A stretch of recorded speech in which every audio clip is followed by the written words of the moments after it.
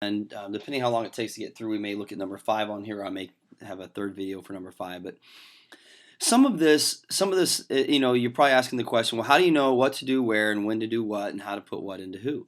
And but the thing is, some of it's just going to be trial and error over time. You may try something and it may not work, and so you may have to try something different. But we just kind of have to look at everything. We have to look at what makes sense. Well, if I look at A, Z equals something. Okay, so I can look at B and I can look at C, and I can see that there really is there's no Z variable here, so there's nothing to plug A into. So I have to eliminate A for now. I can't use that one. And sometimes I might have, let's say I had y equal 2, and that's all. I just had a nice simple y equals 2. Well, I might be able to come over and plug some numbers in here and get it all figured out, but that isn't the case. I have y equals 2x and 5x equals minus 4y equals negative 7. And I know I can't use this one because B and C don't even have Z. So it does no good. There's no value for Z in these. So if you look at that closely, take a second look at that. Without a value of Z, there's nothing to put in here. Okay, so then I know I'm using B and C. So can I combine these? Well, I do have a value for Y, don't I?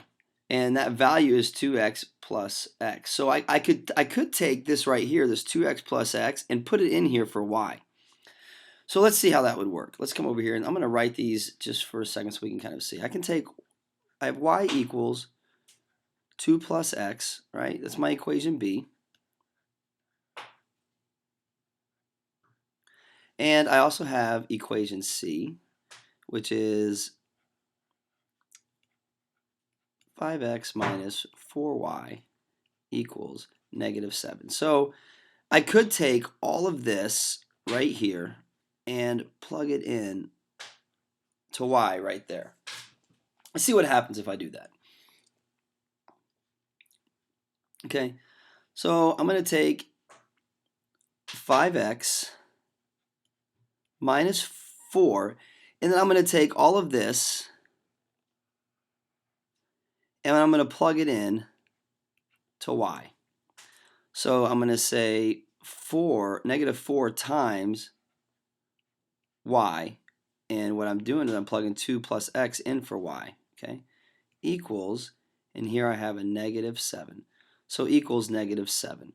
And now I want to factor this out. So I'm going to have 5x minus, okay, negative 4 times 2 gives me a negative 8, or minus 8.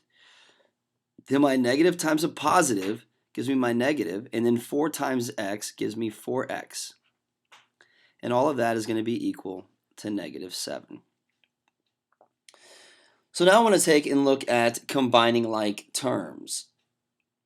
Well, let's look at that. So I have an x, right?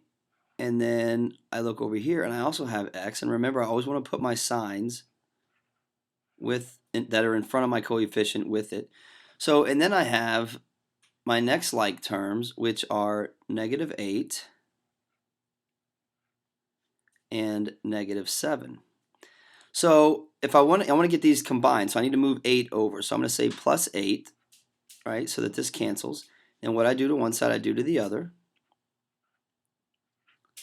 And now I can look at this equation and I can determine that 5x minus 4x is x, and negative 7 and 8 is 1. So now I've been able to find one number for my variable. So x I know is going to be equal to 1. So now I can look at a few things. I can go, okay, well, how can I use this x equals 1? Well, what if I come back now and I look at my equation B right here?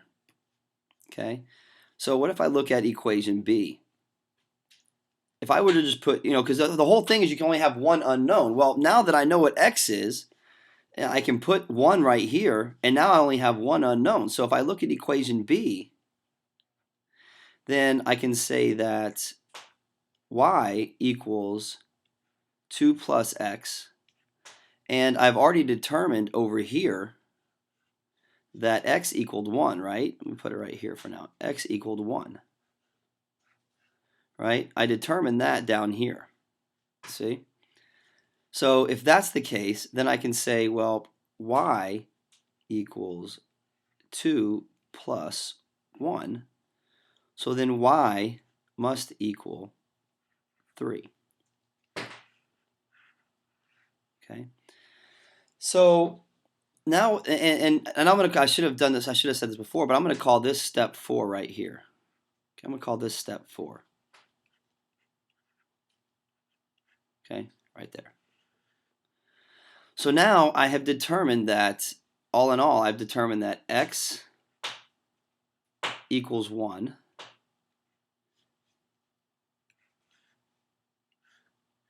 And I've determined that y equals 3.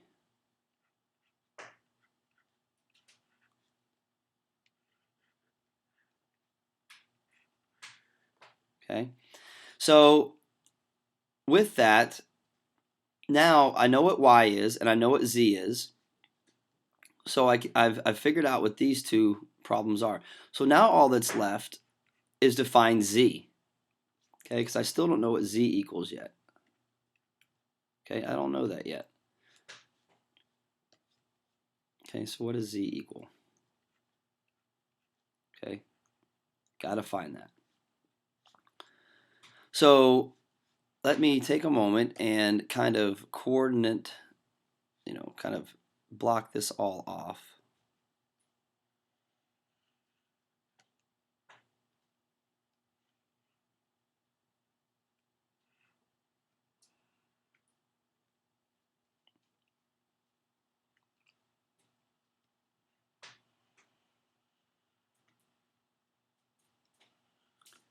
Okay, so I've done step 3 in there, and then I've done step 4. All right, step 4 is done, so let me block this off here.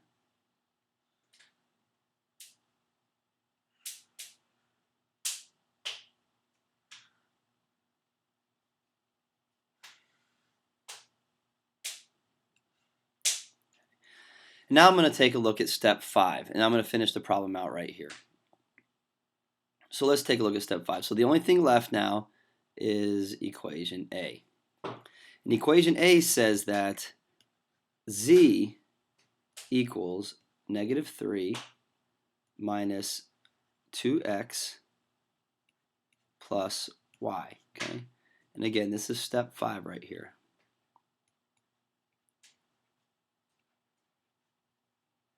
Okay, step 5.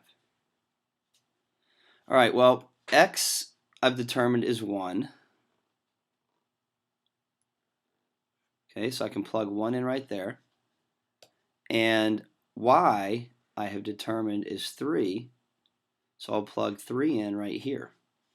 And I'll rewrite my equation, and it will say z equals -3 minus 2 times x, which x is 1, plus y, and we said y is 3.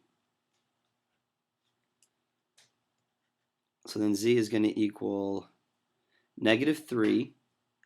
You have -2 times 1, right? So you have -3 minus -2 times 1 is -2 plus 3.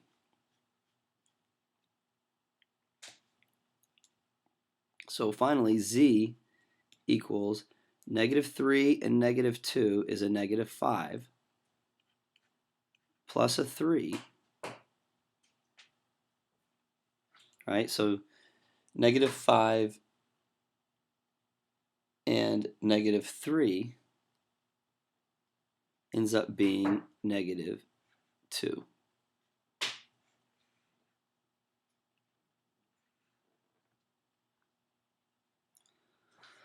So now I have finally found z, right? We said that z equals -2. So then to close out, I will say that my final answer is going to be x equals 1, y equals 3, and z equals negative 2. And that is your answer for number 18 on 2.7 Algebra 2. Those are your three variables, x, y, z. Okay, you may have to look over that a couple times, and hopefully that helps you understand this a little bit better if you were unsure before the video. And that concludes this problem. Good luck.